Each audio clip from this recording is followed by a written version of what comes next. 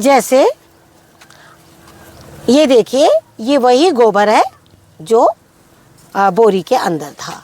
उस अब हम आपको बताना चाहेंगे कि जिनके पास गोबर जैसी चीज़ ना हो, गोबर की खाद भी ना मिले और गोबर भी ना मिले, और उन्हें अपने लॉबी में अगर उन्हें गोबर रखने की जगह नहीं है, छोटा जगह है, लेकिन उन्हें एक अच्छी खाद चाहिए और मिट्टी जो है वो बिल्कुल कीटाणु रहित चाहिए। नमस्कार दोस्तों, स्वागत है आपका हमारे इस YouTube चैनल में।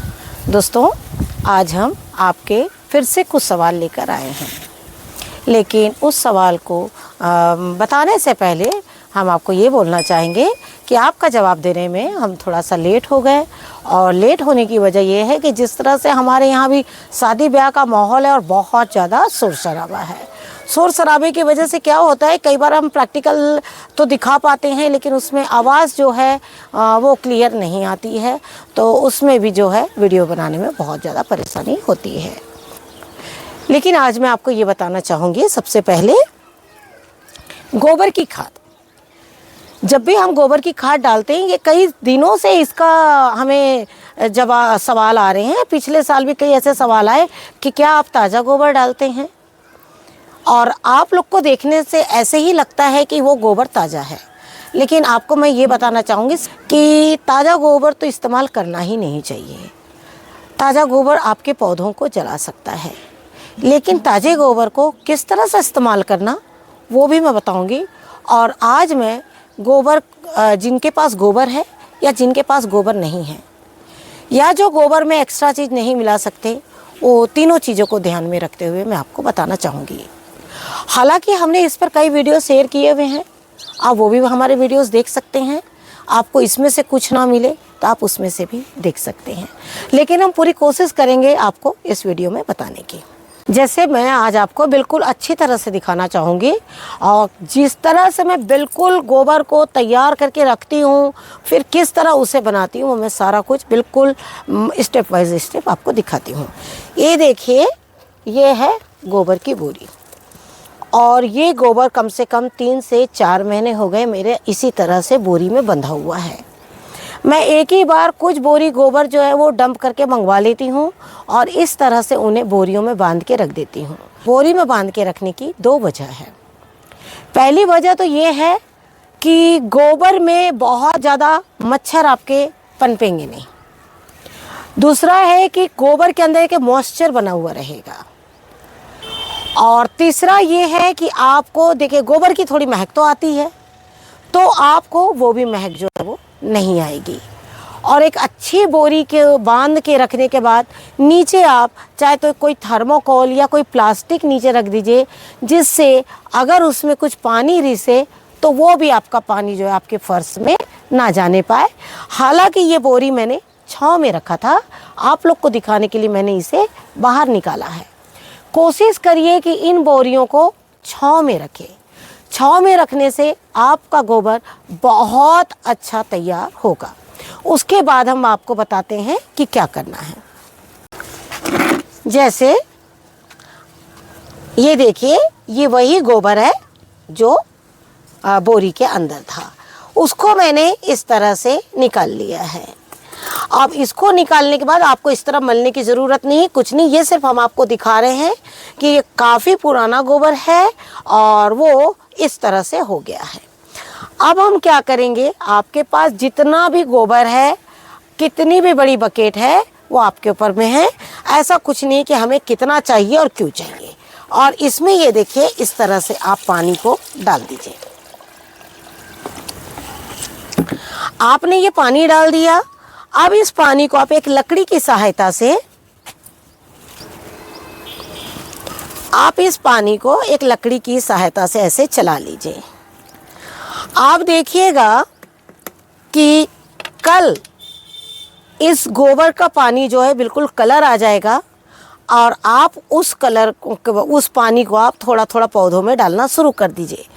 इसी तरह से धीरे धीरे धीरे धीरे ये जो पानी है और ये जो गोबर है आपस में इतने अच्छे घुल जाएंगे, आपको ऐसा लगेगा कि जैसे ये बिल्कुल ताज़ा गोबर है।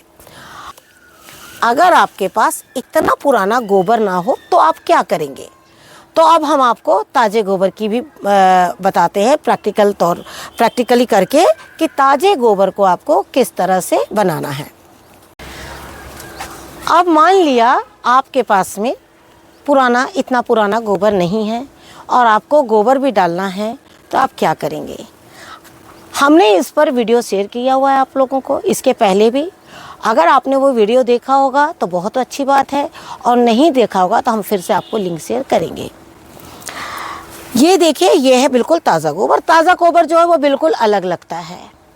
अब इस नए गोबर में आप सभी जानते हैं कि कीट होते हैं, तो नए गोबर के कीट को आपको किस तरह से दूर करना है, क्योंकि नया गोबर हम डालेंगे तो वो जल जाएगा, लेकिन हम उसमें एक ऐसी चीज़ मिलाएंगे जिससे कि हमारा जो नया गोबर है वो ताज़े गोबर से भी, जो नया गोबर है वो पुराने गोबर की खाद से भी अच्छा हो जाए।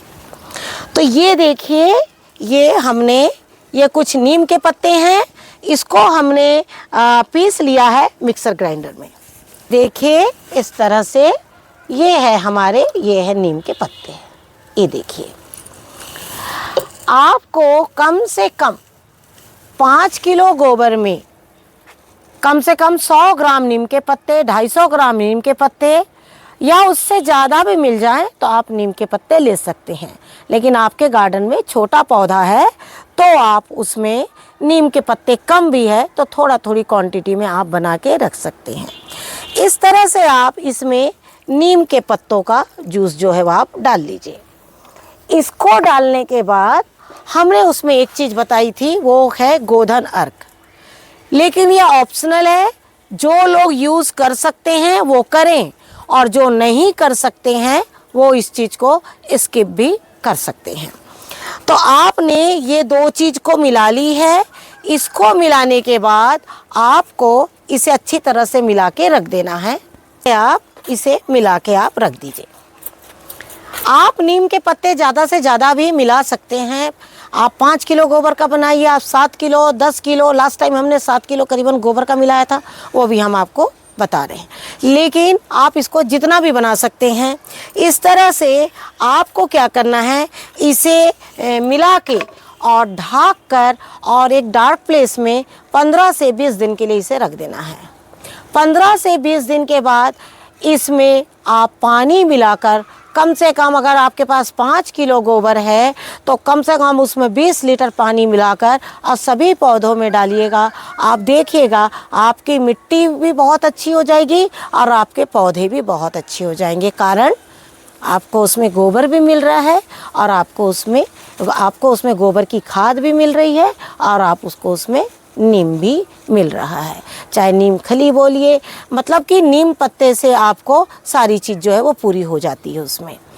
लेकिन अब बात आती है कि जिनके पास गोबर नहीं है वो क्या करेंगे, या जो लॉबी में लगाते हैं वो क्या करेंगे, तो हम उन्हें भी बताते हैं।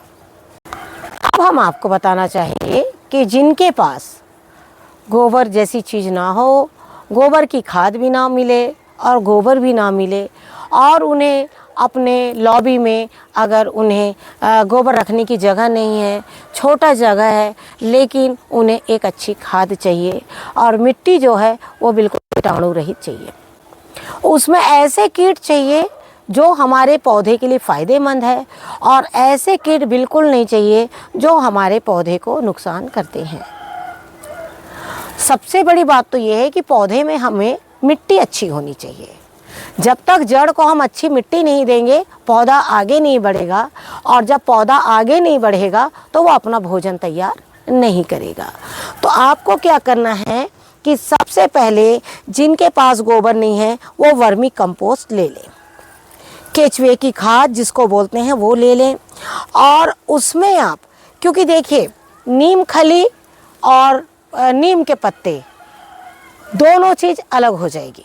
आप नीम खली का इस्तेमाल कर सकते हैं, बहुत अच्छी बात है, लेकिन अगर आप इसमें मिला के जब लिक्विड फॉर्म में अगर आप नीम के पत्तों को देंगे उसका असर भी आपके पौधों को बहुत अच्छा होगा।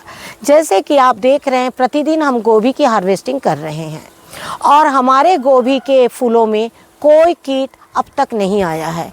हालांकि हमारे यहाँ बारिश भी हो चुकी, और बारिश जब इन दिनों होती है तो सबसे बड़ा डर होता है, वो होता है हरी इल्ली का।